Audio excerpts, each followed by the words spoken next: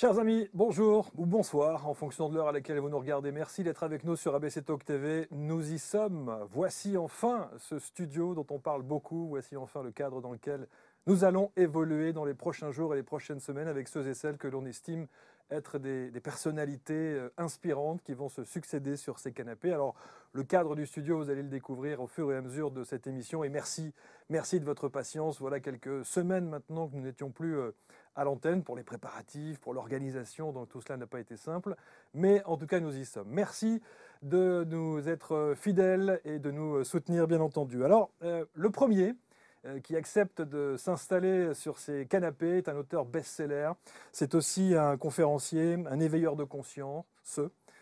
Il est clairvoyant et il est passionné notamment par ce qu'on appelle les voyages astro. Alors pour ceux qui sont un peu novices, on va rentrer dans le détail dans quelques instants, mais c'est surtout une personnalité intrigante parce que c'est un homme très discret, voire secret, qui nous fait le plaisir d'être là aujourd'hui sur ABC Talk TV. Nous allons l'accueillir immédiatement. Merci d'être avec nous et bienvenue sur ABC. Voici Serge Boutboul. Merci Marc.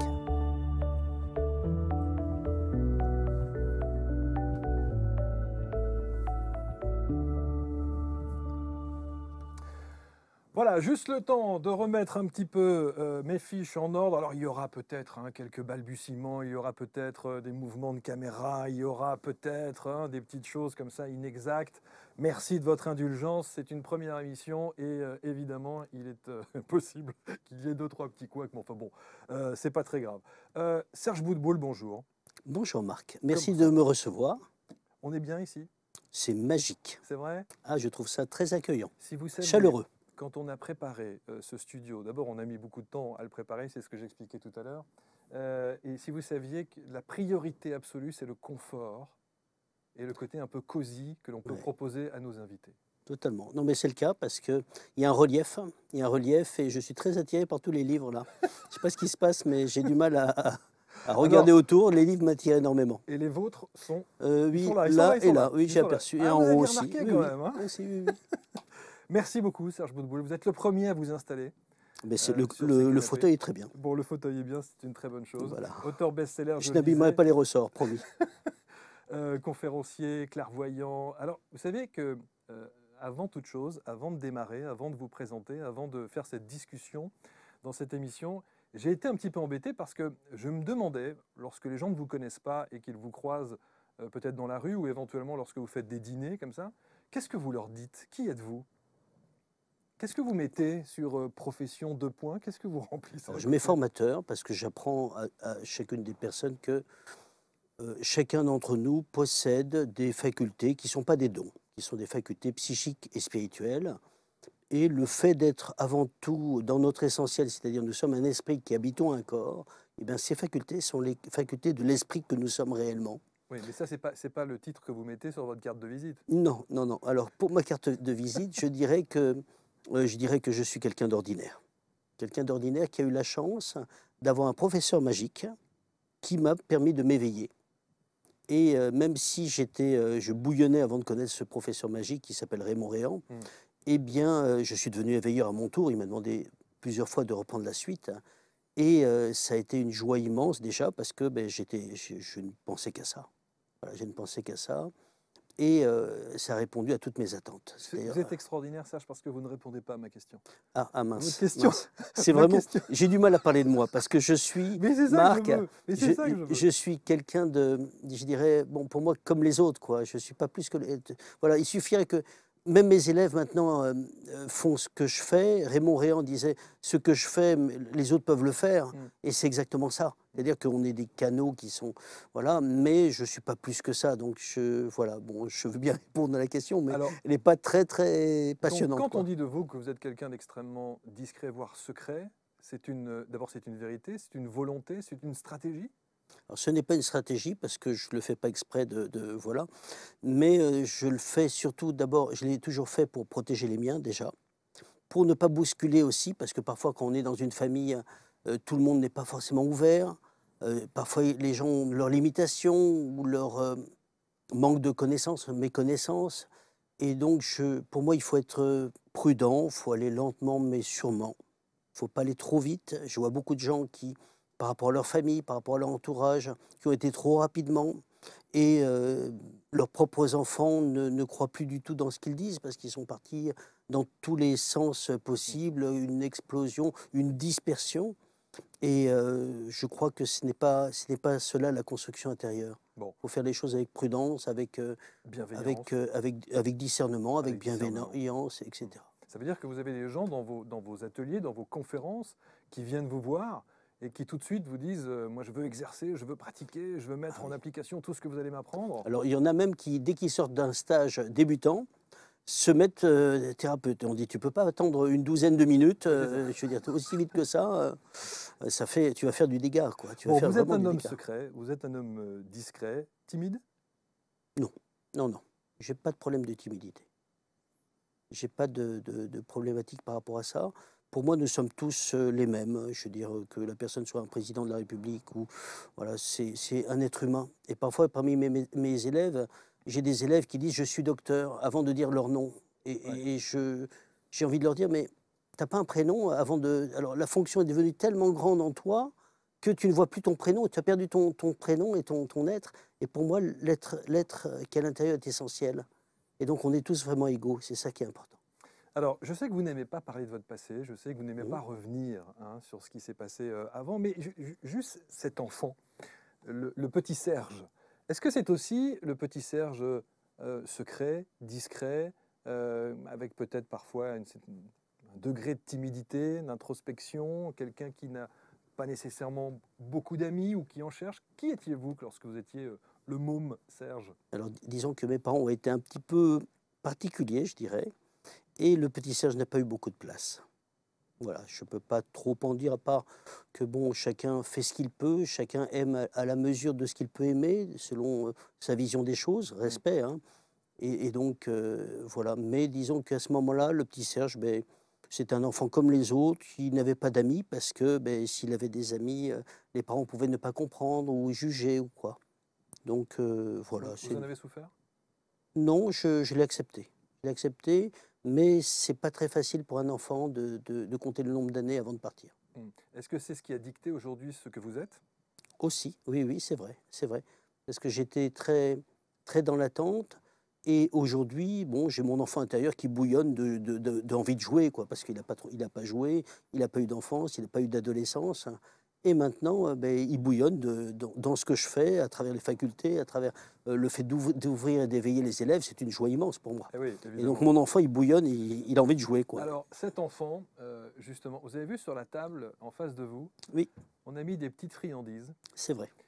Est-ce que ça, c'est un souvenir d'enfant? Est-ce qu'il y a quelque chose qui évoque un souvenir particulier lorsque vous voyez les Alors, trois je petites n'ai pas eu bonbonnes trop de dans- friandises quand j'étais enfant, mais j'essaie de me rattraper tout en faisant attention quand même à l'aspect du sucre. Ouais. Mais effectivement, j'ai trouvé ça très beau d'avoir ça et très fort de mettre ça devant, là, parce que c'est très attirant. Voilà. Alors, j'ai été touché par ce que vous avez dit il y a quelques instants lorsque vous parliez de votre famille, c'est que vous dites j'ai voulu les protéger. Notamment quand vous parlez de votre épouse, vous en parlez un petit peu dans les interviews de vos enfants, etc. Est-ce que c'est aujourd'hui, il y a des gens, et vous l'avez dit ça aussi, qui ne savent pas ce que vous faites et qui vous êtes? Oui, oui, oui. C'est vrai. Et, C'est vrai. et lorsque vous faites des dîners ou lorsque vous rencontrez différentes personnes, il y a des gens qui ne savent pas du tout quelle est votre activité Oui, professionnelle. oui, il y a encore cela parmi mes ex-amis ou voilà, je ne me suis pas forcément montré. Parce que le problème qu'il y a, il faut savoir une chose, c'est que quand on a un certain nombre de facettes, Ouais. si on est avec des gens qui ont deux, trois facettes et qu'on leur montre les autres facettes, ils ne vont pas comprendre. Ils ne vont pas comprendre, ils vont se défendre en se protégeant et ils vont être agressés par notre présence. C'est-à-dire qu'il est important de parler à chacun son langage, hein, de parler tout à tous, quoi. Et si on les dérange, parce que ben, ils vont se dire mais qui c'est ce gars-là, il me fait peur, il dit des choses qui, voilà, moi j'ai entendu cela, mais tu me fais peur. Et je dis mais pourquoi? Et en fait c'est simplement parce que le fait d'être soi-même, ça peut déranger des gens qui m'entouraient, on me l'a clairement dit, parce que je comprenais même pas comment cela se faisait-il que je pouvais faire peur. Et je me disais mais faire peur de quoi? Et on me disait mais tu vois pas que tu me fais peur? Et je disais mais je comprends pas. Et en fait, le simple fait d'essayer d'être vrai, d'essayer d'être authentique, ben, ça dérange les autres. Et je pense à une phrase de je ne sais plus de qui disait, oui, Marianne Williamson, qui dit le simple fait de se libérer soi-même, de se libérer de ses peurs, libère automatiquement les autres, à condition qu'ils veulent bien se déverrouiller eux-mêmes. Bien sûr. C'est Marianne Williamson qui disait ça. Et à condition. Mais si la personne reste comme verrouillée, eh bien, quand elle rencontre quelqu'un qui est libre dans sa tête, eh bien, l'être libre la dérange. Et malheureusement, dans ma vie, j'ai dérangé beaucoup de monde parce que le fait d'être libre, les autres voient que l'on est libre. Et ça les dérange, parce qu'ils n'ont pas l'habitude de voir quelqu'un de libre. Et c'est aussi, je pense aussi que pour graviter un petit peu autour de cet univers spirituel, quand on est extrêmement discret comme ça, quand on est un gros vendeur de livres, parce qu'il faut dire que vous avez un grand succès au travers de vos ouvrages, ça peut déranger aussi. Ça dérange. J'ai beaucoup d'ennemis aussi. J'ai pas que des amis. Alors je remarque une chose, c'est que j'ai beaucoup de thérapeutes qui ne sont pas contents avec moi, qui disent à leurs patients, surtout n'allez pas le voir. Et en fait, quand on regarde par rapport à ça, quelque part, je ne peux pas leur en vouloir, parce que sur le chemin, on est tous passés par cet état-là. Hein, au début du chemin, on est un petit peu dans un aspect un peu, je veux dire un petit peu, on se bat pour soi. Hein, et c'est normal, ça fait partie du jeu. Et puis après, on s'aperçoit que le fait d'ouvrir vers les autres, vers le don, ben, ça va nous revenir. Le chemin est beaucoup plus suave, le chemin est beaucoup plus beau. Et donc, tous ceux qui sont encore dans le petit moi, qui n'ont pas fait assez de travail sur eux, eh bien, je leur fais de l'ombre sans le faire exprès. Parce qu'ils aimeraient bien me donner un coup d'épaule et prendre ma place. Alors que ceux qui ont fait les chemins, qui sont rentrés dans le don, qui travaillent sur vraiment le regard authentique, le regard de vérité, vont dire allez le voir, là c'est super, allez-y et courez vers cela. Donc j'ai autant des thérapeutes qui me disent surtout n'y allez pas, et je vois cet élève qui est du Puy-de-Dôme qui dit mais est-ce que tu le connais? Et j'ai une élève de Caen qui lui dit mais est-ce que tu le connais? Ou une élève de l'Essonne qui dit mais est-ce que tu le connais? Et ces gens-là un peu partout, on dit aux gens qui affirmaient des choses me concernant, est-ce que tu le connais? Et pas qu'une personne. Et les gens disaient non. Alors, comment tu peux parler de quelqu'un qui... Et l'un d'entre eux dit, mais il faut remettre l'église au centre du village. Hein, pour dire, remets les choses à leur place. Si tu ne connais pas de quoi tu parles, de qui tu parles. Alors vous savez que l'atmosphère de ce studio, on a l'impression d'être un peu à la maison. Hein, c'est vraiment le cas. Je me sens très très bien. Eh bien en plus, l'aspect livresque est très bien pour moi. La confession, moi j'ai très envie qu'on se parle franchement, et vous parliez justement des certaines rivalités qu'il pouvait y avoir dans ce milieu de la spiritualité. Je viens d'un milieu complètement différent qui est le milieu des médias, et je pensais qu'au travers de ce que j'avais vécu pendant toutes ces décennies dans les médias, je pensais avoir tout vu et tout entendu. Voilà. J'avais cette prétention-là. Lorsqu'on gravite autour des univers de la spiritualité, c'est très particulier. Je trouve que les rivalités sont d'une violence inouïe. Et c'est ce que vous avez vécu, puisque vous l'évoquez juste avant. Et oui, on n'est encore que des enfants, Marc. Même si nous sommes encore dans des corps d'adultes, les personnes se battent comme des enfants. On est dans la cour de récré de maternelle. Les égaux. Et oui, et oui. Et j'ai parmi mes élèves des personnes qui essayent de me dépasser, qui ceci, cela. Alors qu'on essaie de montrer le chemin en disant la lumière c'est par là, et on ne voit pas que l'autre est en train de nous mordre la chaussure. Et on montre le chemin de la lumière. Et on se dit, mais attends, t'en es là, manger la chaussure, tiens, je te la donne, j'en ai une autre. Mais regarde la direction, c'est là-bas. Pourquoi tu... Voilà. Et je pense souvent je cite ce grand sage qui s'appelle Snoopy, qui disait, l'herbe est toujours plus verte dans le jardin d'à côté, jusqu'au moment où on s'aperçoit que c'est du gazon artificiel. Alors si on est sur son chemin et qu'on regarde le chemin, pourquoi regarder chez le voisin? Si on regarde chez le voisin, c'est qu'on a arrêté son chemin, ou que le chemin chez le voisin, c'est plus intéressant. Comment est-ce que vous expliquez, Serge, votre succès aujourd'hui? Qu'est-ce qui fait votre succès? Ça, c'est un mystère. Ça, c'est un mystère. Est-ce que c'est la modestie qui vous empêche de répondre, ou est-ce que véritablement vous connaissez la réponse? Alors, disons que moi-même, j'ai passé mon enfance à chercher dans les livres. J'ai lu énormément de livres, et le problème qu'il y a, c'est que quand on lit beaucoup de livres, c'est ce qui m'est arrivé dans cette vie, quand on voit en clairvoyance mes vies antérieures, c'est pareil, j'ai passé des vies dans les livres. En réalité, beaucoup de livres donnent une petite clé par-ci, par-là, une petite clé là, et une petite clé là, une petite clé là.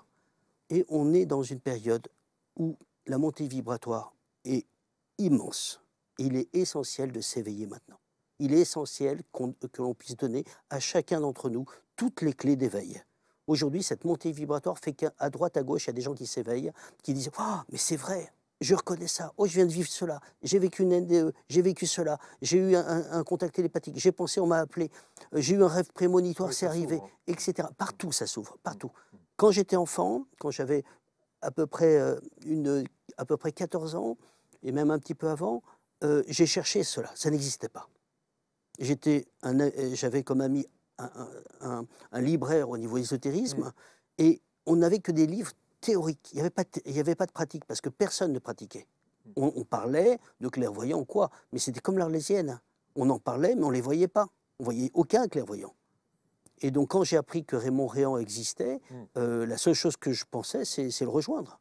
Alors, vu que j'attendais que ma femme soit prête, je rêvais que de ça, en me disant non, non, je vais attendre un peu. Je rencontre un de mes amis célibataires, et je lui dis, mais à ta place, je n'irai pas chez Raymond Réan. Je courrais chez Raymond Réan. Il n'y est jamais allé. Alors, Et alors, juste pour terminer, ouais. un jour, je passe dans mon salon, et j'entends comme, et c'est pour ça que je suis un peu en contact avec là-haut aussi, et c'est sympa, j'entends comme quelqu'un qui me parle, réellement, comme vraiment verbalement, comme quelqu'un qui est là et qui me dit c'est bon, tu peux lui dire. Et à ce moment-là, je le lui ai dit à mon épouse. Et je le lui ai dit, et je lui ai dit, ça te dérangerait si je... Voilà. Et elle s'est dit, bon, il y a des gens qui font du tango, il y a des gens qui font de tir à l'arc, du bilboquet, pourquoi pas. Il a un hobby, etc. Et après, elle a tellement été passionnée par ce que je lui racontais qu'elle-même est venue en cours pendant 1 an chez Raymond. Et elle a vu que c'était un être gigantesque. Ouais, alors, tous ceux qui sont effectivement, qui gravitent aujourd'hui, qui donnent des formations, qui donnent des cours, qui donnent leur inspiration sur la spiritualité, ont un maître. C'est lui, le vôtre? Alors, moi je ne dirais pas un maître, parce que le mot maître est galvaudé, il est piégé. Hein, en Orient, maître, un sensei, c'est un maître, il y a un respect, etc. Ici, vu qu'il y a eu des sectes, etc., le mot maître ne veut plus rien dire. Alors pour moi, je dirais professeur, mais c'est plus que professeur. C'est pour ça que je dis professeur magique. C'est-à-dire que c'est comme s'il nous dévoile les arcanes de nos propres secrets. Dans toutes les interviews, vous l'encensez. Hein. Ah, mais c'est quelque chose d'immense. Quand on met le pied dedans, c'est comme si d'un seul coup, la réalité ordinaire se déchirait. Il m'a permis d'ouvrir sur la réalité dont je rêvais. Et donc de rendre ma vie transcendée. Est-ce qu'il vous a sauvé la vie? Je dirais oui, parce qu'une vie plate avec les quelques couleurs que je vois, et en plus avec ce qui se rapproche, je trouve ça un peu tristoun, oui. Et effectivement, il me permet de dire la réalité apparente, c'est ça. Mais ce n'est que l'apparence, la réalité, elle est derrière. Il faut déchirer le rideau, et elle est beaucoup plus grande que ça. Ça donne un espoir fou. Alors, ce Raymond Réan qu'on voit d'ailleurs sur l'écran, qu'on voit à l'image, la personnalité de ce monsieur, c'était quelqu'un de dur? C'était quelqu'un Non? C'est quelqu'un qui était une crème. Ah oui. Était quelqu'un gigantesque. Il voyait tout. Il voyait tout. Et le problème, c'est que j'avais, c'est que la première fois que l'on arrive chez un prof comme ça, on se dit où est-ce qu'on met les pieds. Donc j'arrivais en disant ah, pourvu qu'on ne voit pas un gars à cap noir avec des bougies partout, une grosse épée et tout.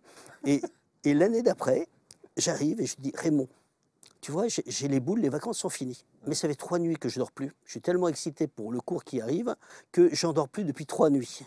Et je n'attendais que ça, je bouillonnais, je bouillonnais. Vous aviez déjà, avant de commencer à suivre l'enseignement de Raymond Réan, vous aviez déjà des perceptions, vous aviez déjà des ressentis? Non, pas vraiment. Disons que dans cette vie, je ne les avais pas vraiment. C'est-à-dire que j'ai toujours été très intuitif, et pour moi l'intuition faisait partie de mon commun, et j'ai toujours senti que Raymond Réan, c'était ultime. Voilà, vraiment, en disant qu'un être comme ça, on en rencontre un tous les 3 siècles. Voilà, c'est rare de rencontrer quelqu'un comme ça. Et vous l'avez eu sur votre chemin. Ah là, voilà, je ne sais comment remercier le ciel pour cela. Alors vous dites une chose sur Raymond Réan, vous dites « je suis entré dans la science-fiction réelle ». C'est ça. C'est ça, parce que j'avais tellement rencontré de gens, et il y a une montée vibratoire qui se fait même par rapport à ça. Tellement rencontré de gens qui m'ont dit « je te dirai un jour », sans me donner leur adresse ou quoi, en disant « quand tu seras adulte, moi je sais, moi », que quand on rencontre quelqu'un qui ne ramène pas sur le moi, hein, mais dit on va le vivre cela. Et je me disais, c'est pas possible, il va pas nous donner ces clés-là, c'est pas possible qu'il nous donne ces clés. Et effectivement, il nous les a données, ça a été immense, ça a été gigantesque, parce que je me disais, ah, ça, il va le garder pour lui. Non, j'avais tellement vu de gens qui ont gardé leurs clés, qui donnaient une petite miette et point, et eux restaient les maîtres, que je me suis dit, c'est pas possible que ça se passe comme ça. Et j'y croyais pas. Effectivement, c'est ce qui s'est passé. Et lorsque vous le questionniez, en tout cas lui demandiez, est-ce que vous allez nous donner vos clés? Il était Alors, très ouvert à ça? disons que Raymond était de la génération d'avant, c'est-à-dire que même dans ses livres, comme dans les livres d'avant, il faut glaner, il faut les chercher, il faut, voilà. Moi, dans mes livres, aujourd'hui, on est dans une montée vibratoire, donc il y a il faut aller plus vite. Et donc, on donne les clés plus rapidement. Disons, pour faire ceci, il faut faire ça. Pour tel truc, il faut tel exercice, tel exercice, tel exercice. Dans ces livres, donc on avait un immense respect pour Raymond. Et parfois, on n'osait pas poser des questions. Parce que c'était quelqu'un d'immense, quoi. Est-ce qu'aujourd'hui, votre enseignement, il est à l'image de ce que faisait Raymond Réan? Est-ce que vous avez Oui, mais il y a eu non, non, ce qu'il disons faisait? qu'au départ, oui, mais après, non. Pourquoi? Parce que la montée vibratoire a totalement changé Ah oui. énormément de choses. Et au temps de Raymond, on n'a jamais fait un seul exercice énergétique. Jamais, pas un seul. Parce qu'on ne sentait pas les énergies. Il n'y avait aucun livre sur le Reiki, le Shiatsu, la kinésio, le magnétisme. Il n'y avait rien. Il n'y avait rien. Ça n'existait pas. Ça n'existait pas. Maintenant, il y a pléthore de livres. Il y a une telle arrivée de livres, c'est une telle avalanche, un tel torrent de Oui, livres quand on que va les dans gens sont n'importe quelle dispersés. grande surface spécialisée, Oui. il y en a évidemment, il y en a pléthore, alors qu'effectivement, avant, il y avait 2 mètres carrés. Oui. Aujourd'hui, vous avez des rayons entiers. Hein, Mais oui, mais en plus de cela, c'est que ceux d'avant n'étaient que sur la théorie. La seule chose qu'on avait quand j'étais jeune, c'était l'aube sans grand pas. Il n'y avait que l'aube sans grand pas, pas plus. Il n'y avait rien. On ne connaissait pas Franz Bardon qui était en Allemagne, effectivement, mais on n'avait pas les livres de Franz Bardon en France. Mais Donc, alors comment est-ce que, puisqu'il n'y avait pas tout cet enseignement, il n'y avait pas cette littérature, il n'y avait pas ces stages, il n'y avait pas ces formations, comment est-ce que vous en arrivez à être attiré parce que par je cet sentais que univers-là? des choses existaient. Je sentais qu'il y avait une réalité cachée derrière la première réalité. Et j'ai toujours su qu'il y avait des choses qui étaient cachées, et c'est ça que je cherchais. Et pourtant, vous dites, je suis toujours très cartésien. Oui, pour moi, c'est très important. Même dans ces domaines qui nous intéressent, si on va trop vite, je le vois chez beaucoup d'élèves, je dis non, voilà, là, aujourd'hui, j'ai encore eu quelqu'un au téléphone, qui me dit cette personne a tellement. Donc, il me dit certaines choses. Je dis, mais si vous voulez que je vous aide par rapport à la problématique de votre dame, s'il vous plaît, essayez d'entendre ce que je vais vous dire. Parce que la personne est partie déjà dans un trip pseudo-spirituel. Et dans le spirituel, on a beaucoup de gens qui se croient arrivés et vont donner déjà des conclusions alors que c'est un peu rapide, un peu aléatoire. Il faut être très prudent avant d'affirmer quelque chose. Et pour moi, il est essentiel d'être toujours en deçà de la vérité. C'est-à-dire que si je vais donner un exemple, si la vérité de ce que je suis sûr s'arrête là, et après, bon, c'est ce que les gens disent, mais j'en suis pas sûr, on doit s'arrêter avant. Et aujourd'hui, je vois beaucoup de gens qui affirment des choses. Non mais attends, comment tu peux dire cela? Il faut être très prudent, il faut être très très prudent. Et donc, on n'a pas le droit de dire n'importe quoi. Et aujourd'hui, il y a beaucoup de gens qui n'ont pas fini le chemin, vont soit aller trop vite ou vont trop vite. Et j'ai des gens qui sont revenus au secours. Qu'est-ce qui m'arrive? Je fais que des cauchemars. Donc il a fallu réguler cela chez ces personnes. Parce qu'on leur a donné des mauvaises pistes, ou on leur a raconté toutes sortes de choses, ou quoi. Alors effectivement, vous dites, je suis cartésien, ne me parlez pas de don, parce que ça n'est pas un don. Alors, je dis pas ça comme ça, je dis pas ne me parlez pas de dons. Je dis, ce sont les facultés de l'aide spirituelle que nous sommes. Alors, dans les livres que j'ai écrits, j'ai pas mis les pouvoirs psychiques, sinon j'aurais que des marabouts parmi mes élèves. Hein. J'ai dit des facultés. Et ce sont des facultés que chacun d'entre nous, nous avons. Et je le vois quand je fais des formations, je dis aux personnes, tant que vous ne mettez pas tant que l'on ne se met pas en tête que nous sommes clairvoyants, nous sommes clairaudients, tout cela est déjà en place. Mais vous n'y croyez pas. Tant que vous n'y croyez pas, l'esprit, il l'entend. Il n'est pas diplomate, l'esprit. Si on dit, je ne le vois pas, je ne l'entends pas, et quand la personne dit, allez, je lâche, à un certain moment, elle est surprise, parce que les autres voient qu'elle voit.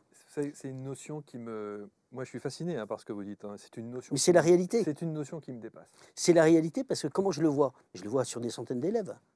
Parce qu'à un certain moment, on a une constante à un certain moment. On voit bien que c'est le doute qui va empêcher la vision. Et que même des gens qui se disent cartésiens, qui sont bloqués en disant « moi j'ai un fort mental », eh bien quand ils lâchent, ils voient. Et quand ils voient, ils disent « mais… » Et l'image reste dans la tête, même 30 ans après. Vous vous souvenez de votre première grande perception? L'une des premières, oui, avec Raymond Réan, ça a été une folie. C'était Oui. quoi?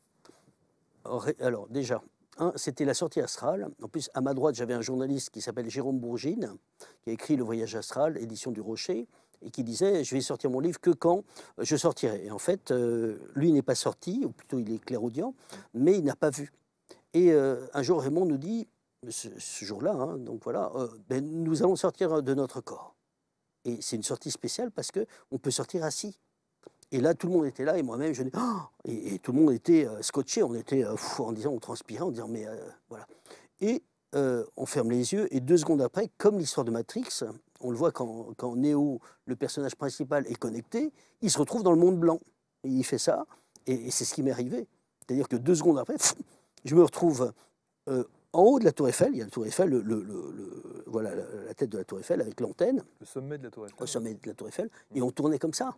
Et Raymond me regardait la tête ébahie, il avait vu que j'avais ouvert ma conscience, il éclatait de rire, on était en train de voler comme ça autour, comme ça, et il a choisi cette zone, et d'un seul coup, on est assis dans une pièce à Villeparisis, 2 secondes après, j'ouvre les yeux, et je suis au-dessus de la Tour Eiffel en train de tourner, quoi, d'un seul coup. Et en voyant ma tête, il a éclaté de rire, hein, éclaté de rire. Après, il nous a dit, écoutez, on va faire une deuxième sortie, mais on reste en France. Alors, ok. Et donc, je vois, on survole le Mont-Saint-Michel, on survole les Alpes, et d'un seul coup, on est en train de se baigner aux Antilles, je vois des cocotiers et tout. Je dis, mais Raymond, excuse-moi, mais il y avait bien des cocotiers, mais t'as dit qu'on restait en France. Et il me répond, on peut bien changer d'avis. On peut bien changer d'avis. Alors, parce que c'est vrai que les voyages astro, notamment, et c'est ce que vous évoquez, on a souvent tendance à s'imaginer qu'il faut attendre de dormir. Oui. Ça se passe souvent la nuit. C'est ça qui a fait la particularité de Raymond Réan et le génie de Raymond Réan. Parce que moi-même, j'avais étudié, je ne sais plus si c'était 50 techniques de gens qui ont écrit, qui sont des références mondiales, et ils disaient tout l'inverse. Il disait tout l'inverse. Il disait, voilà, on va faire comme ça. Et je me disais, mais qu'est-ce que c'est que cette technique? Oui, on n'a pas besoin d'être paralysé. Et alors, la fameuse technique, c'est quoi? C'est-à-dire que vous Ben, rentrez dans un état de méditation profonde? Non, non, non. On envoie notre ressenti de poids. Le corps astral croit que le corps physique y est. Et il y va. Alors, au début, la conscience y va à 2%, 4%, 6%. Mais au début, on entend déjà. On a déjà la clairaudience. Et puis après, la vision va venir. Mais dans cette sortie, on peut sortir même assis.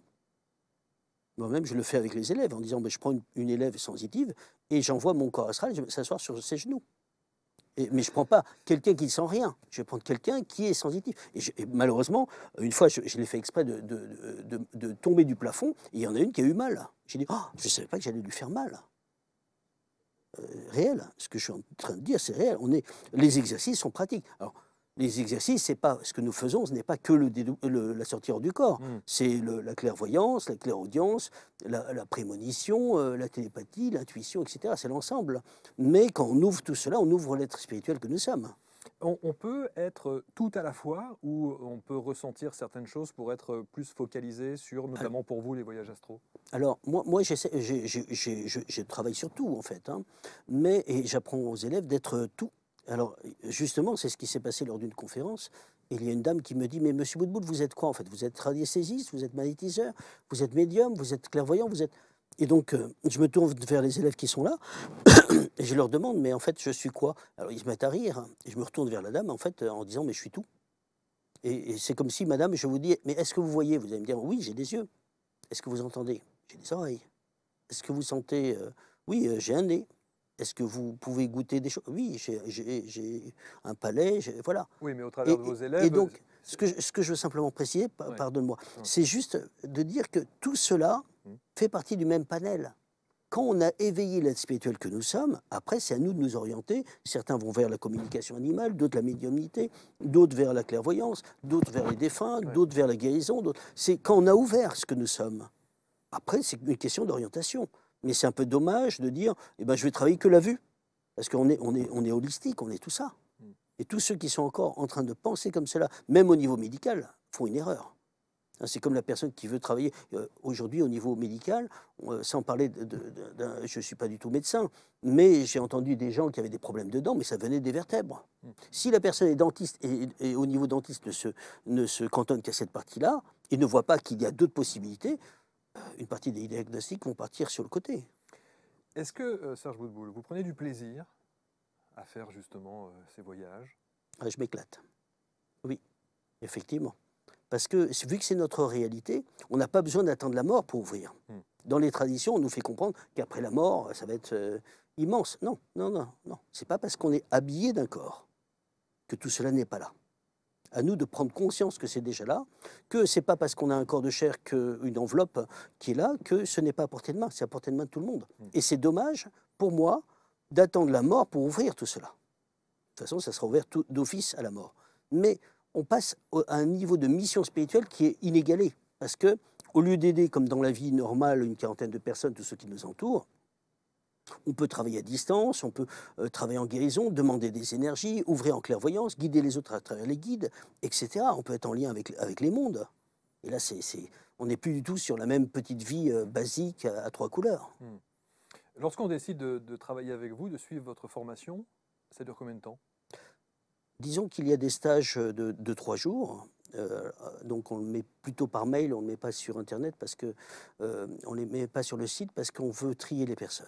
Dans le spirituel, il y a beaucoup de gens qui sont un peu barrés. Hein, voilà. Donc moi, voilà. Je préfère quelqu'un de possédé, où on nettoie, que de quelqu'un de barré. Barré, c'est très embêtant. Et donc pendant 3 jours, ça va vraiment débloquer. Ça veut dire qu'au bout de 3 jours, on peut déjà il y a des gens espérer, penser, pouvoir être... Là, au dernier stage, j'ai eu un stage là, et c'était la première fois que c'est arrivé. D'habitude, on a 2 tiers, 1 tiers. Là, j'ai eu un 100%. Tout le monde a ouvert la clairvoyance ce jour-là. Il y en a un qui a eu une image, bon, d'accord, mais il a une image. À partir du moment où la personne a une image, il faut qu'elle se dise, ça y est, je vois. Et je lui disais, mais c'est comme si tu es médecin, et il y a quelqu'un qui vient te voir et dit, docteur, je suis aveugle, mais j'ai vu une image. Qu'est-ce qu'on dit en tant que médecin à cette personne? Lui dire, si tu as une image, forcément, tu ne peux pas être aveugle, ou sinon, il y a un truc qui ne va pas. Effectivement, cette fois-ci, tout le monde a eu. Mais c'est la première fois que ça m'arrive, et là, j'étais super content, parce que tout le monde jubile. Parce que là, il y a une joie qui n'est plus du tout une joie humaine, c'est une joie de l'âme. Et on est content parce qu'on va aider la planète. Et on voit qu'on n'a pas aucun moyen. On peut aider avec nos petits moyens, mais être envoyé par la Terre à des endroits divers et variés où elle a besoin. Et là, on a je dirais, un déploiement de notre mission spirituelle, je ne parle pas d'un aspect religieux, mission spirituelle qui se déploie au-delà de toute réalité. Alors vous dites aussi, et vous parlez de ça assez régulièrement, vous parlez du fourre-tout de la spiritualité, où là, il faut être extrêmement méfiant. C'est un petit peu le... Alors, je ne dirais pas méfiant, je dirais prudent. Prudent, ouais, prudent. C'est vrai que c'est très particulier dans le sens où il y a un espèce de paradoxe, c'est-à-dire qu'on sent bien qu'il y a une belle ouverture, qu'il y a une vibration, et on va en parler dans quelques instants, notamment pour l'avenir. On sent bien qu'il y a des choses qui s'ouvrent, il y a des prises de conscience qui sont là, et en revanche, ça ouvre la porte à du grand n'importe quoi, aussi du fourre-tout. Oui. Cette montée vibratoire a une particularité, et j'avais eu ces réponses il y a longtemps, et elles sont en train d'arriver. C'est-à-dire qu'il y a un raz-de-marée de sorcellerie. Il y a un raz-de-marée de sorcellerie. Mais c'est classique, c'est normal. Pourquoi? Parce qu'en fait, quand les choses s'ouvrent comme ça, la personne ne va pas directement aller sur le chemin final. Elle va d'abord butiner un petit peu tout ce qui existe. Et malheureusement, il va y avoir des jeunes, surtout des jeunes, hein, qui vont se faire avoir par rapport à ça. Mais ceux qui essayent d'être sincères, qui essayent d'être vrais, je pense, vont être guidés vers le bon chemin dans un deuxième temps. Au début, on touche un peu tout et rien, quoi. Et tout et son contraire. On essaye, on s'essaye. Et malheureusement, il y a des gens qui se sont brûlés là-dedans. Aujourd'hui, je récupère beaucoup de gens qui ont touché à tout et qui se sont fait ouvrir des brèches dans l'astral. Et donc, ils se payent des entités qui les dérangent. J'avais encore ça ce matin. Et des gens qui, au secours, qui peut m'enlever ça? Et ça se manifeste comment chez eux? Parce qu'ils sentent des choses qui bougent dans le corps. Ils sentent, ou sinon, ils sentent la main. Certaines personnes ont un début d'incorporation, ils ont la main qui se balade comme ça. Et j'ai dit, il faut enlever ça, parce que c'est... Et qu'est-ce que tu as fait? La personne me dit, j'ai fait de l'écriture automatique. Et je dis, mais quand on fait de l'écriture automatique, on prête sa main à je ne sais pas qui, je ne sais pas quoi. Et donc, l'un des moyens par rapport à l'invisible, parce que l'invisible n'est pas que beau aussi, hein, comme toute chose, on a le visible, mais l'invisible englobe le visible. Et donc, dans le visible, il y a certains dangers, il y a des pitbulls, il ne faut pas traverser la rue quand il y a une voiture qui arrive à fond, etc. Eh bien, dans l'invisible, il y a aussi des règles. Et donc, il faut avancer avec prudence et avancer avec les bons exercices, avancer avec les bonnes protections et pas aller trop vite. Et je récupère tous ceux qui se sont fait griller avec la main qui se balade. Donc, il faut enlever ça pour libérer la personne. Ou des personnes qui me disent « je ne peux pas dormir parce qu'il y a des trucs qui bougent ». C'est de la possession? Début de possession. Début de possession. Parfois possession, oui, oui, oui. Mais il y a une brèche, il y a une brèche. Et si c'est permis, on enlève cela. Et ça, c'est dû au fait qu'aujourd'hui, le taux vibratoire Oui. est en plein mouvement, en pleine Voilà. transformation. Disons que le fait que la Terre monte en vibration, avant la Terre, disons au niveau de ce que l'on appelle les degrés angstrom ou bovis, eh bien une personne normale était à 6000 degrés angstrom, ou maintenant on dit des degrés bovis. Et c'est mesurable. Hein. Et donc aujourd'hui, on est passé, alors peut-être que ça a dépassé, je suis peut-être plus à jour, mais on est peut-être à 11 000. Et donc une personne qui avait un cancer était à 4005. Et donc maintenant, c'est plus les mêmes taux. La Terre qui était à un certain niveau est passée, je crois que c'était 11 000, mais je ne suis plus très sûr, mais elle est peut-être à 30 000. Et les lieux déjà forts, encore, voilà. Et donc, qu'est-ce qui se passe? En montant au niveau de la vibration terrestre, la Terre qui monte, ce ne sont pas les plans d'en haut qui descendent. C'est la Terre qui monte, donc c'est comme si on faisait le ménage de printemps. Donc il y a énormément de poussière qui sort. Et donc ce qui se passe, c'est qu'il y a au moins 3 plans qui sont remontés. Et donc ce qui n'était pas visible du temps de Raymond Réan, parce que quand Raymond parlait de fantômes en école, j'en rêvais moi quand j'étais jeune, en disant « Ah, qu'est-ce que j'aimerais aller visiter ça, une maison hantée ». Aujourd'hui, on n'a pas besoin d'aller visiter. Il y en a même dans les banlieues des gens qui ont une hantise dans un appartement ou quoi. Jamais on n'a eu ça. Parce que ça, l'invisible ressort. Alors, dans son pôle positif et dans son pôle négatif. Là, on parle du pôle négatif, c'est pas très affriolant, mais dans le positif, les facultés s'ouvrent en 2 minutes. La personne fait un petit peu une ouverture au niveau énergétique en faisant du Reiki, par exemple, avec un bon prof, bien sûr.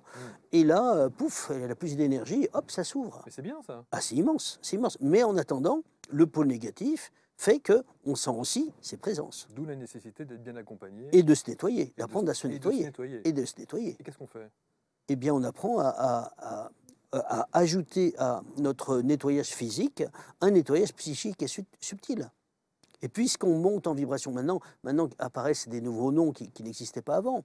On a le mot hypersensibilité, électrosensibilité. Il n'y avait pas ça avant. Et la montée vibratoire fait que des gens s'ouvrent au niveau anarchique, au niveau subtil mais anarchique. D'un seul coup, ils vont avoir une sensibilité qu'ils n'avaient pas avant, et ça va être trop loin, trop fort. Des gens qui sont sensibles à la mort, là, il faut fermer les facultés.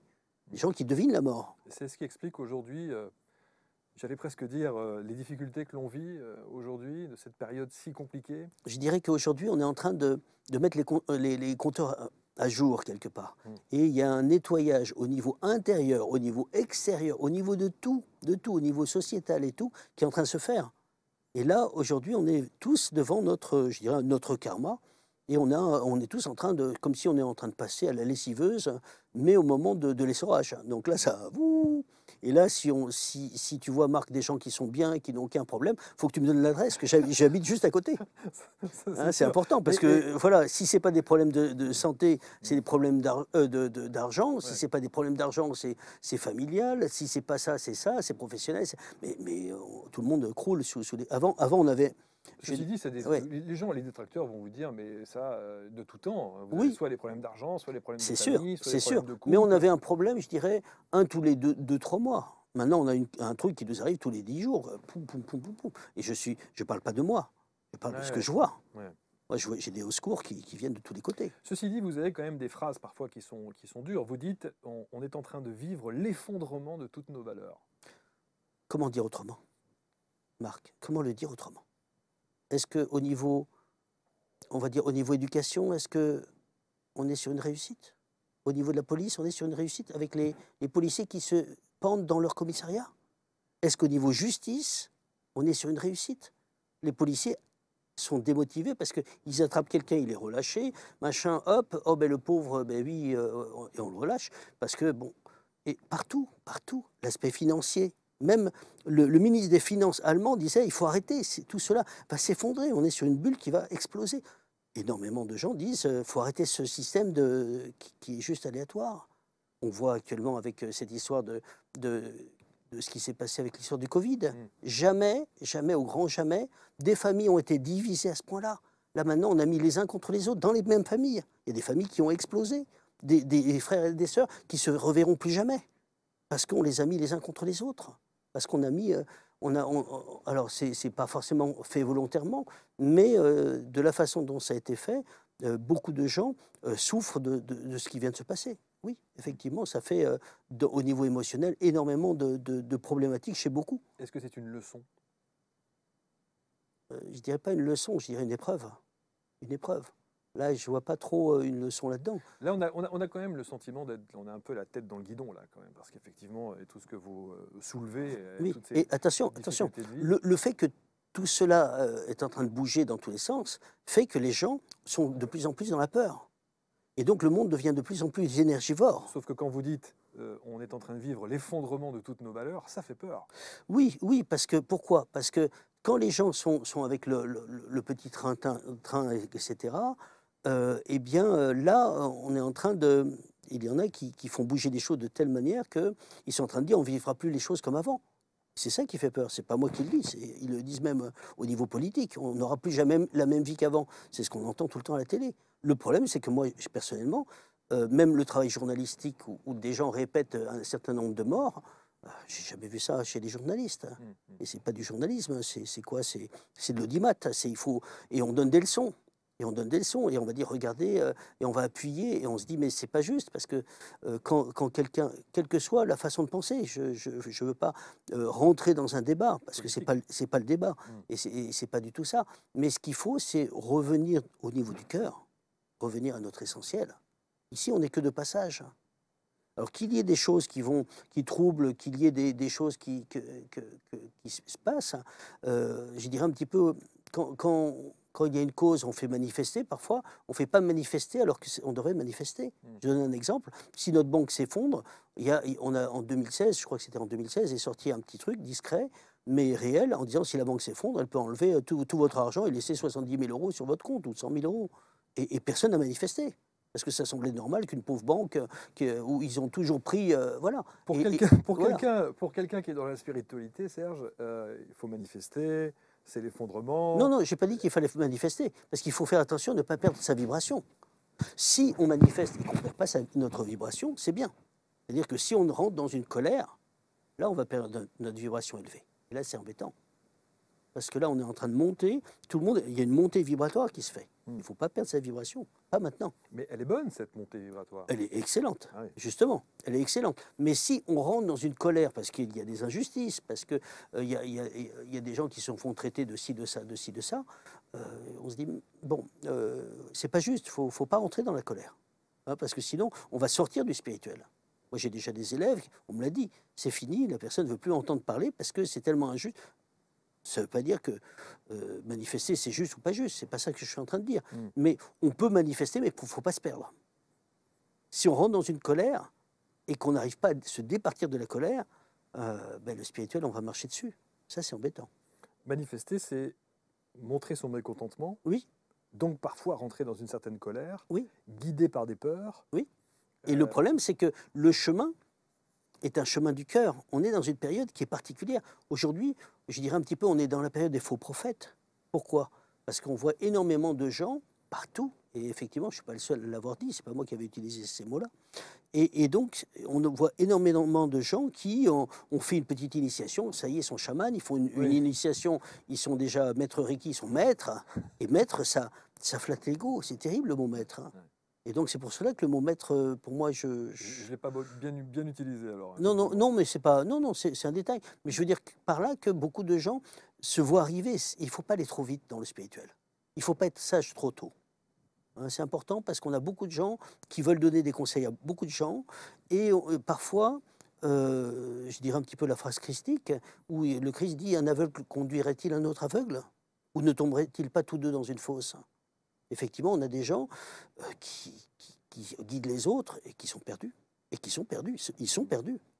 Ils font semblant de connaître le chemin, mais ils ne sont pas du tout en mode lumière ou lumineux, ou ils ne travaillent pas sur cela, et c'est embêtant.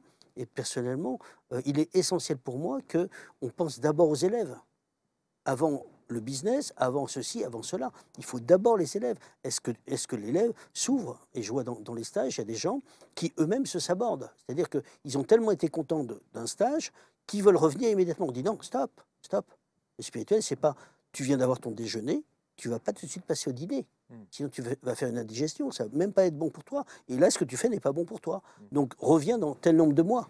Parce que sinon, c'est pas spirituel, c'est du bidon, tout ça. Dans ce taux vibratoire dont vous parlez, qui est effectivement en pleine augmentation, ce changement, ce mouvement planétaire qui visiblement nous impacte et dont on prend conscience aujourd'hui, il faut en prendre conscience même pour les tout petits?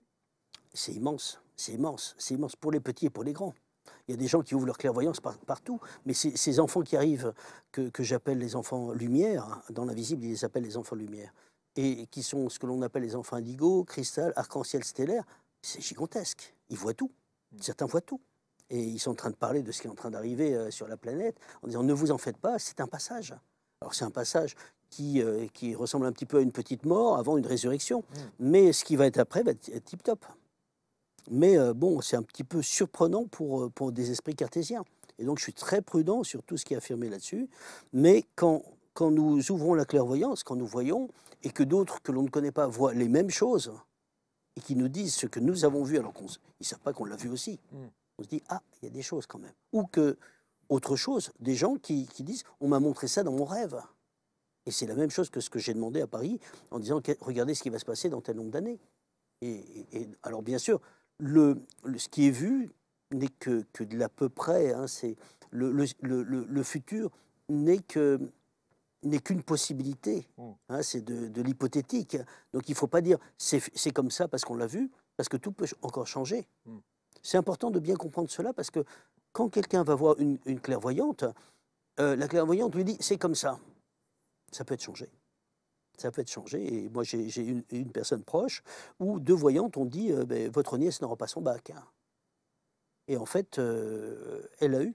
Elle l'a eu et sa vie a été transformée. Si on fait le chemin de lumière, si on fait le chemin authentique, sans fioriture, sans essayer de récupérer le regard des autres, voilà, on essaye d'être vrai et jusqu'au bout, eh bien, ça va arroser les autres. Ça va arroser les nôtres. Et cette personne qui devait avoir un certain chemin, le chemin était dérouté vers un chemin beaucoup plus élevé. Et c'est immense. Alors immense. justement, sur cet avenir, est-ce qu'on se doit d'être optimiste? Est-ce qu'on se doit d'être positif? Alors, très optimiste. C'est une obligation, c'est vrai, vous êtes optimiste? Très optimiste. C'est vrai pour l'avenir? Ah oui. C'est comme si on était dans les douleurs de l'enfantement. On est à l'hôpital, la maman va accoucher, elle a des contractions. Est-ce que les gens pleurent? On y est là. On est aux premières. On est aux premières. Ouais. Est-ce que les gens pleurent quand il y a des contractions? Alors, la maman serre les dents. Oui. La maman serre les dents. Oui. Mais est-ce que les gens pleurent? Non. Alors, eux ne souffrent pas, bien sûr, c'est la maman. Ceux qui sont à côté sont en général assez désemparés. Voilà, c'est ça. C'est ça. Voilà. Surtout le mari qui a les yeux... voilà, comme tous les maris au moment de l'accouchement. C'est ça. Et donc, la particularité, c'est cela, c'est que quand le bébé va arriver, c'est immense. Ce qui est en train d'arriver est immense. Il va y avoir un changement de paradigme, un changement. Je ne sais pas je ne sais que dire. Pourquoi a-t-on fait descendre ces enfants indigo, cristal, arc-en-ciel, stellaire? Non, mais alors ça, juste un mot. Je sais que vous ne voulez pas vous étaler là-dessus et on ne le fera pas. Mais quand vous évoquez ces noms-là, indigo, l'enfant cristal, stellaire, d'où tout cela vous vient-il? Alors déjà, je ne suis pas le seul à avoir vu cela. Il y a des gens qui ont écrit déjà sur cela. La première vague, ça a été les indigos qui sont arrivés en premier.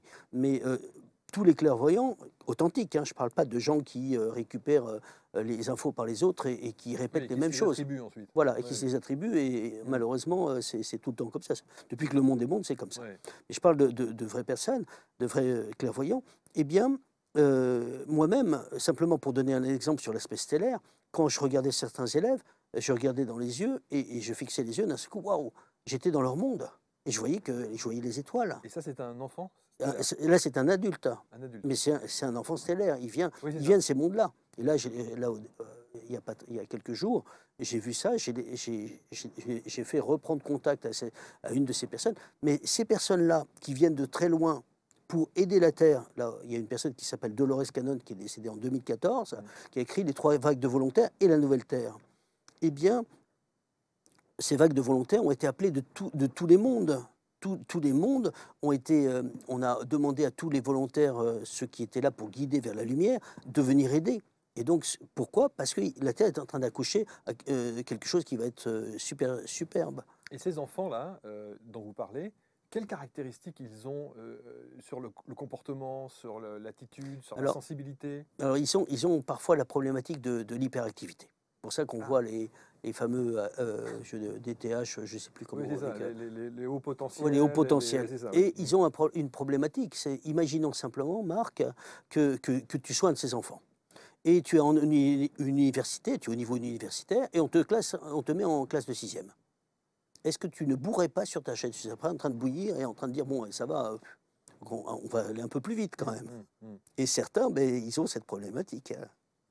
Et donc, c'est immense parce que ce sont des enfants qui voient. Oui, c'est ça. Ils sont plus avancés. Et pour moi, c'est ce que je dis aux élèves. Et j'ai dit, eux, ce sont nos profs, ce sont nos maîtres. Les petits bouts de chou qui arrivent. Et quand on leur dit, mais qu'est-ce qui se passe pour... on va jouer un enfant, une petite Maya de 5 ans, quand on lui parle, il dit, mais pour ceux qui sont dans la lumière, il n'y a pas de problème. C'est-à-dire ils savent même ce qui va arriver après. Ça doit vous désoler de voir un peu la manière dont on traite justement ces enfants. Quand on parle d'hyperactivité, oui. On va leur dire, bon, allez, lui, il va les consulter, il va aller voir une psychologue. On va lui donner des petits cachets dans tous les sens. Ah, je suis mal par rapport à ça. Je suis mal.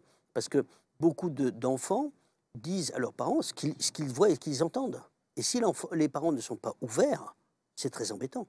Parce qu'il y a un diagnostic qui est donné classiquement. L'enfant voit quelque chose ou entend des choses. On va utiliser le terme de schizophrène. Alors qu'en réalité, le vrai diagnostic qui aurait dû être posé, mais qui n'est pas médical, c'est il est clairaudient. Il est clairaudient. Il entend quelque chose qui est là. Donc si on met plusieurs personnes clairaudientes, elles vont entendre la même chose. Et là, on voit que la personne n'est pas schizophrène. Ça veut dire, Serge, qu'il y a des parents qui vont avoir envie de vous emmener leurs enfants pour que vous puissiez les diagnostiquer en disant non, mais attendez, il n'a pas un problème particulier, c'est un enfant de cette catégorie. Alors moi, je ne reçois pas les enfants. Je ne reçois pas les enfants parce que je veux vraiment former les adultes. Pourquoi je ne veux pas former les... Alors, je peux aussi donner des diagnostics, ça m'est arrivé, donc je ne suis pas là pour ça. Je ne donne plus de consultation, je transmets à mes élèves avancés.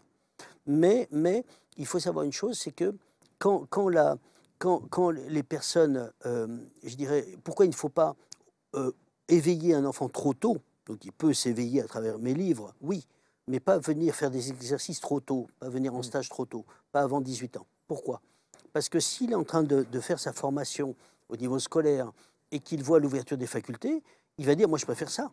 Moi les mathématiques appliquées, j'en veux pas. Moi je veux ça. Faire de l'allemand, faire de l'anglais, faire de l'espagnol, j'en veux pas, je veux faire ça. Et donc là, on va dérouter l'enfant. Et donc je dis aux parents, s'il vous plaît, je sais qu'ils bouillonnent pour ça, attendez que les études soient faites. Sinon, c'est là l'aspect cartésien. Si on veut aller trop vite, on va faire n'importe quoi. Et il faut d'abord avoir une bonne construction, avoir un bon métier, et après, tu vois si tu peux rajouter des étages. Mais pas aller trop vite. Et je vois ces personnes qui n'ont pas fait de métier de vie et qui veulent tout de suite se mettre thérapeute. Tu dis, attends, il y a un ordre des choses. D'abord, là-haut, on nous demande déjà d'être autonome au niveau de la survie, au niveau de tout cela. Et si nous sommes vraiment autonomes, ça va être top, quoi, parce que les choses vont venir naturellement se poser, simplement. On le voit même par rapport au thérapeute. Quand le thérapeute est très bon, il faut des mois avant d'avoir un rendez-vous. Quand il est moyen, on l'a assez vite. Mais quand il est mauvais, il est en train d'attendre que le patient il doit se dire mais ils sont bloqués dans la cage d'escalier. Et on regarde aussi les avis qui sont donnés. Exactement. Serge, qu'est-ce qu'il faut faire? Qu'est-ce qu'on fait? Ce taux vibratoire, où il y a effectivement cette influence planétaire qui fait changer beaucoup de choses. Certains en sont conscients, d'autres non. Certains seront peut-être aussi choqués par ce que vous venez de dire. Mais j'espère pas. J'espère pas, parce que le problème que j'ai, c'est que je ne dis pas quelque chose que je crois. Je dis quelque chose que je ne suis pas le seul à le voir. Je ne l'ai pas vu une fois. Je l'ai vu un certain nombre de fois. J'éveille mes élèves à la vision. Et quand ils me renvoient les mêmes choses, et je rencontre d'autres élèves qui parfois sont déjà clairvoyants et qui me disent des choses que nous avions vues avant. Et quand nous avons vu des choses par rapport à certaines choses qui arrivent et on voit Dolores Cannon qui est décédée en 2014, mais son livre apparaît en France en 2017, et on dit « Ah, mais tout ce qui a été dit, c'est exactement ce que nous avons vu. Personne ne l'a confirmé, là on l'a. » Alors qu'est-ce qu'on fait? Eh bien, on se met dans la lumière.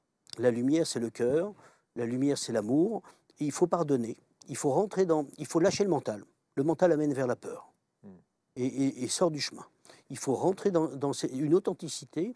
Il ne faut pas chercher les petits détails, hein. On voit dans le spirituel beaucoup de gens perdus. Et aujourd'hui, je n'ai jamais entendu autant de gens qui disent « je suis perdu ». Et souvent, c'est parce qu'il y a une mauvaise construction. Et même s'ils sont venus, par exemple, s'ils ont fait des choses, s'ils se construisent mal, on est le résultat de nos pensées, dit le Bouddha. Mais si on a mal construit, si on n'a pas pris les bons matériaux, je disais aux élèves, si je vous tends un saladier de dragées avec 300 dragées, et je vous dis, il y a une dragée qui est empoisonnée, qu'est-ce que vous faites? Et les gens me disent, je ne prends pas. Et je leur dis, en réalité, la réalité, c'est que vous prenez sur un saladier de 300 dragées, il y en a 60 qui sont empoisonnés, vous les prenez, c'est Internet. Et là, on va glaner des informations par-ci, par-là, et on est en train de se construire avec des mauvais matériaux. Parce qu'il y a des gens paumés qui donnent des infos, et ça va dans tous les sens. Et quand la personne se construit avec ça, il ne faut pas s'attendre à un résultat. Est-ce qu'on peut échapper à ça? Oui, à partir du moment où on se dit, j'arrête de butiner, j'arrête de me disperser. Parce que le spirituel, c'est pas... alors aujourd'hui, comme je disais, il y a des livres qui sortent les uns derrière les autres. Il nous est demandé d'approfondir au niveau spirituel. On prend un livre et on doit le faire sien.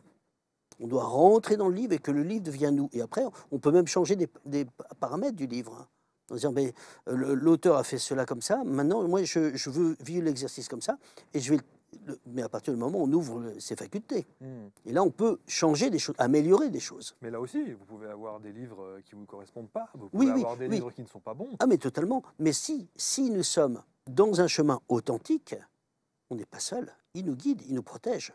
Et je donne un exemple tout bête, et que je prends souvent comme cas d'école. Quand j'étais enfant, j'avais acheté un livre dont je tairais le titre, comme ça personne ne l'achète. Et je me disais, mais qu'est-ce qui se passe? Je le referme tout le temps.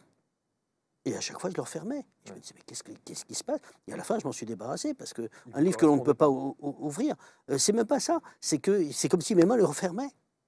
Et c'est même pas la lecture. Mes mains le refermaient. Bien des années après, je lisais Femme Actuelle, donc un journal, voilà. Et dans Femme Actuelle, il y avait les témoignages. Et il y avait un homme qui dit, moi j'ai acheté ce livre-là. En plus, je sais, il donne les références. Hein. Et le gars, il a entendu plop, plop, plop, plop, c'est rentré dans lui, il avait une possession démoniaque authentique. Et là, j'ai dit, quand j'ai compris ça, j'ai dit, oh, merci, merci à mes anges. Mais oui, mais alors, la vraie question, c'est pourquoi? Quelle intention avait-il quand il a lu le livre? Quelle intention j'avais à ce moment? Alors, je ne suis pas un exemple, attention. Je ne veux pas être un exemple. Je suis quelqu'un comme tout le monde. Mais si on est authentique, si on est... Eh bien, là-haut, il nous protège. Et on va protéger nos pas. On va protéger nos rencontres. On va nous enlever tous ceux qui sont des pièges pour notre chemin. Si on a compris, on essaye de faire tout pour les autres. Et c'est pas, on n'a pas le même chemin, même dans l'ouverture des facultés, quelqu'un qui en a rien à faire des autres que quelqu'un qui est dans le don. Et là, on voit, on se dit, ah, je comprends pourquoi cette personne a tout ouvert, hein, ou que cette personne n'a pas encore. Amour et don de soi, être positif dans nos pensées, rendre les personnes autonomes, et considérer que la vie est une école. Oui, et rendre les gens heureux.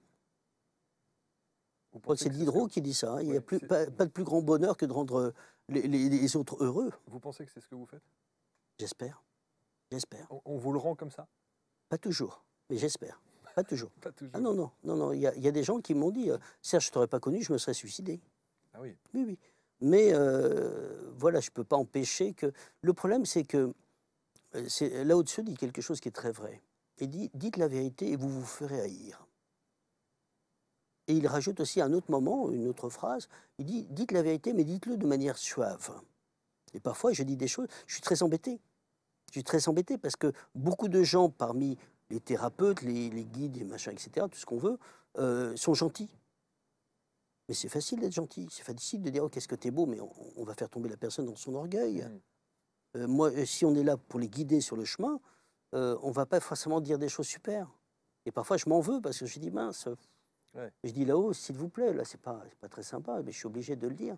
Si la personne est prête à entendre, attention. C'est pour ça qu'il faut parler à chacun son langage. Un jour, je disais à quelqu'un, écoute, s'il te plaît, fais attention à l'aspect orgueil, simplement. Et il tire des cartes, et il vient me voir juste après, il dit, oh, regarde ce que j'ai tiré comme carte. Et c'était marqué, écoutez les autres. Voilà. Ou il tire la carte de l'orgueil. Ou combien de fois on m'a dit, un de mes amis me disait, ben, ça fait 6 mois que Serge me le dit, mais je ne peux pas l'entendre parce que je suis son ami. Et on lui tire les cartes, il a exactement les cartes de ce que je viens de dire, au niveau des oracles. Alors quand c'est comme ça, on voit toutes ces vérifications, revérifications. Et pour moi, c'est important d'avancer de manière très cartésienne, c'est-à-dire marche par marche, pas trop vite. Parce que sinon, on se disperse, on se construit de travers, de façon sûre, de manière, on monte les marches, mais si on a envie de revérifier, on descend les marches et on remonte. Et chacune des marches est acquise. Dans certains livres, on a une problématique. Moi, j'ai acheté un livre un jour, voilà, j'ai aperçu, hop, il y avait un truc qui m'a plu, et quand je suis arrivé chez moi, j'ai dit, ah, mais c'est inadmissible. J'ai pris le livre, j'ai les déchiré en disant, je ne peux même pas le revendre. C'est tellement inadmissible que, voilà, je ne sais plus ce que c'était, mais je me disais, mais ça pousse les gens vers la voie de l'erreur, c'est inacceptable. Et moi, humainement parlant, en tant qu'éthique, je me suis dit, je ne peux même pas le revendre. La personne va vers l'ombre avec ça. C'est inacceptable. Et pourtant, ça se présente comme lumière. Comme lumière. Ah oui, comme lumière. Ouais. Et des livres qui sont réédités. Et c'est inacceptable. Oui, mais alors là, le problème, vous vous rendez compte, ça fait déjà 1 heure et 1 minute que nous sommes ensemble. J'ai encore 1 milliard de questions, mais on va être obligé de s'arrêter. Mais sur ce cas-là, lorsque effectivement on parlait des rayons chez les libraires qui, au niveau ésotérique, a quadruplé, hein, on a vu qu'effectivement il y a tout, il y a énormément de diversité sur cette thématique. C'est dû à cette montée vibratoire. Et c'est dû à cette diversité. Mais comment faire les bons choix? Alors, c'est cela, Marc. De... Plus la personne va rentrer dans une authenticité, une vérité intérieure, plus elle va avoir son intuition qui va grandir. Plus elle va sentir ce qui est bon et de ce qui est moins bon. Elle va sentir les personnes. Il y a des niveaux d'intuition, c'est ce que j'explique dans mon premier livre. Des niveaux d'intuition qui fait au début, bon, c'est par rapport aux personnes, puis après, ça va être après avec les livres, et puis après, au niveau des événements. Après, on va sentir en disant, oh, je sens pas trop ça. Ça va pas être marqué pourquoi. Mais a posteriori, on va s'apercevoir que c'était le meilleur choix. Et là, on est auto-protégé, mais même par rapport au choix des livres. Si on fait le chemin véritable, on essaye de tout faire. Je ne dis pas que je le fais, on essaye, et je le vois par rapport aux élèves qui le font. Donc c'est aussi d'inclure dans sa vie la prière. Je ne parle pas d'un aspect religieux, mais les gens sentent qu'ils sont portés.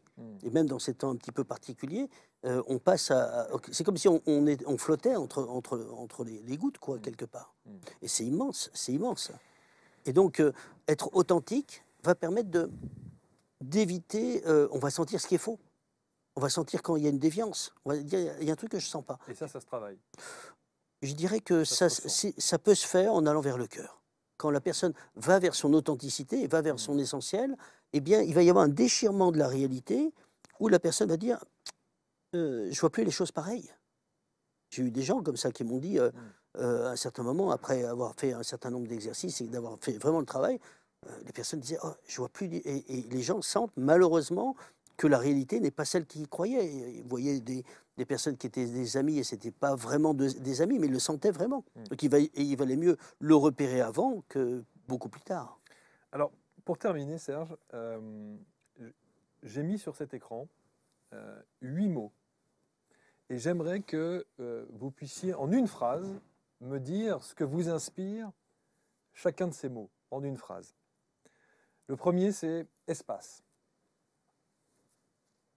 Je dirais que notre espace intérieur est infini. Littérature. Alors, je ne suis pas bon au niveau de la littérature parce que j'ai toujours lu que des choses initiatiques. Pour moi, il fallait aller vite. On est dans un temps accéléré.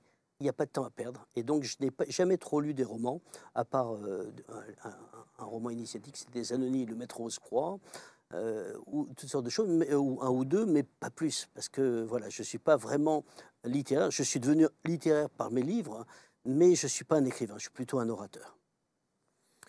Famille. Mais, comme dit Mère Teresa, la première des joies, on la trouve dans la famille. C'est important. C'est votre socle. Mais pour moi, c'est la clé du bonheur. Quand on parle du bonheur, eh bien, le bonheur, c'est les autres. C'est d'être avec les autres, d'avoir un relationnel avec ses amis, avec sa famille, amis avec des vrais amis. Et pour moi, quand on travaille sur l'aspect bonheur, on s'aperçoit que le bonheur, c'est pas tout seul. C'est avec les autres. Quand on est dans un relationnel, on est avec des vrais amis, avec des bons moments, des moments partagés, des moments approfondis, des moments dans le cœur. La politique. Oula. Alors là, c'est un truc, voilà. Pour moi, la politique, Vous suivez? je pense, je survole pour répondre aux personnes un petit peu, mais je pense surtout à la phrase de Benjamin Disraeli qui disait la réalité n'est pas sur la scène, elle se passe dans les coulisses. Et c'est ça la réalité. Tout le reste c'est du folklore. N'est qu'une apparence. Et en réalité, tout cela, ces gens-là qui sont de tel bord ou tel bord, se voient et se serrent la main et sont des vrais amis dans d'autres niveaux. Donc je préfère ne pas citer. Ego. C'est un leurre. Plus on le travaille, plus on est piégé. Tous ceux qui travaillent sur leur ego se font piéger. Il ne faut pas travailler dessus. Si on se met dans le don de soi, hein, si on se met vraiment dans le service, l'ego, on le dépasse. Par contre, si on est en train de dire, moi j'ai connu quelqu'un qui a travaillé dessus, et plus il travaillait dessus, plus il était piégé. C'est comme un enfant qui veut attirer l'attention. Donc là, ce que je dis aux personnes, c'est, et plus on regarde l'enfant, plus on a perdu. Alors que si on se dit, allez, on va remonter nos manches, on va aider on va aider les SDF à leur servir la soupe voilà, en hiver, là voilà, on est en mode service. L'ego, il est où l'ego là? Là, on est dans le don là. Et si on rentre dans le don, si on pense aux autres, on se transmute, on se transforme, on rentre dans quelque chose de plus grand, on est de plus en plus avec eux, on est de plus en plus dans l'ouverture, on est dans une joie de plus en plus grande. Est-ce que vous avez le sentiment, Serge, que vous avez déjà été dans l'ego? Je pense qu'on y est tout le temps, tout le temps. Mais à la fin, je dirais que, bon, à partir du moment où dans notre centre, ben, on englobe les autres, on rentre dans le 1. L'ego, ben, il a sa place, bon, il est plus réduit, quoi, tout simplement, mais je pense qu'on l'a tous. Humour? Alors pour moi, ça c'est une faculté de l'esprit, l'humour. Là, c'est immense l'humour. Et voilà, et je pense à cette phrase qui dit « Un saint triste est un triste saint ». Et pour moi, l'humour, c'est une des facultés d'en haut qui est gigantesque. Parce que quand les choses vont mal, si quelqu'un sort une grosse bêtise, mais tout le monde éclate. C'est vrai, c'est vrai. Et il faut revenir à ça. Ouais. Et aujourd'hui, on rit de moins en moins. Qu'est-ce qui vous fait rire, vous? Moi, parfois, c'est des blagues qui me font, je dirais un petit peu, qui sont tellement au-delà de ce que je pense, qu'elles me désarment. Qu'elles me désarment à un point de fou, quoi. C'est des humoristes qui vous font... ça m'arrive. Oui, il y a eu un sketch de Raymond DeVos qui m'a fait rire. Oui. Juste une partie où il est en train, et en disant ça va tellement vite qu'il est au boulevard Haussmann, je sais pas, il veut tendre la main à quelqu'un, l'autre va très vite, et ça va tellement vite que chacun serre la main d'un autre. Et c'est une bêtise, mais ça fait rire, c'est un petit détail. Et il y a énormément de choses. Pour moi, l'humour, il faut vraiment le demander. Moi personnellement, c'est une des choses que j'ai demandé quand j'étais jeune, de demander l'humour. Oui, oui, oui. C'est pour moi important. Et même quand on transmet, si on transmet par l'humour, mais c'est magique. C'est sûr. C'est magique. Et surtout quand on touche des choses un petit peu moyennes, qui sont un peu, bon, certains nettoyages qui ne sont pas toujours très sympas, l'humour, ça peut être très sympa d'alléger tout ça. La honte? Vous avez déjà eu honte? Oui, peut-être une fois, oui, parce que j'avais fait une bêtise. Et je ne sais même plus quelle était la bêtise. Et j'ai un de mes amis spirituels qui m'avait recadré quand j'étais jeune en me disant « Mais tu es triste, Serge ?» Je dis « Oui, j'ai fait une bêtise, je m'en veux un peu. » Je ne me rappelle même pas la bêtise, par contre, la leçon m'est restée. Et je lui dis « Mais je m'en veux vraiment. » Et il me dit « Mais tu as demandé pardon là-haut ?» Je lui dis « Oui. » Et il me dit ben, et c'était de la honte aussi, un petit peu. Et il me dit ben, « C'est de l'orgueil. » Il dit « Ah bon, pourquoi ?» Ben, je ne comprends pas. Il dit « Oui, parce que tu as été un peu flétri dans ton image de toi-même. » Et je n'avais pas vu ça sous cet axe-là. Effectivement, tu demandes pardon, le ciel te pardonne, mais sauf que, bon, ça ne veut pas dire qu'on n'a pas une ardoise, ce qui s'appelle le karma. Oui, c'est ça. Effectivement. Mais, bon, là, j'ai eu un moment de honte, effectivement, et je crois sincèrement que, bon, on rectifie et dans la bonne humeur, tout simplement. Le dernier. C'est l'une des plus grandes forces de l'univers. Raymond Réan avait cette phrase. Il disait une chaîne de fleurs est plus forte qu'une chaîne de fer. Pourquoi? Parce que quand deux personnes s'aiment, s'il y en a un qui va sur l'autre plan, le lien est toujours là. Alors qu'une chaîne de fer, tôt ou tard, elle rouille. C'est joliment dit. Est-ce que vous avez passé un bon moment? Immense. Et Merci Marc pour ta présence parce que c'est super sympa. Je remarque que vous n'avez même pas touché un seul bonbon. Non, non, non. J'ai mis beaucoup d'amour à préparer Ah, c'est vrai, je suis désolé.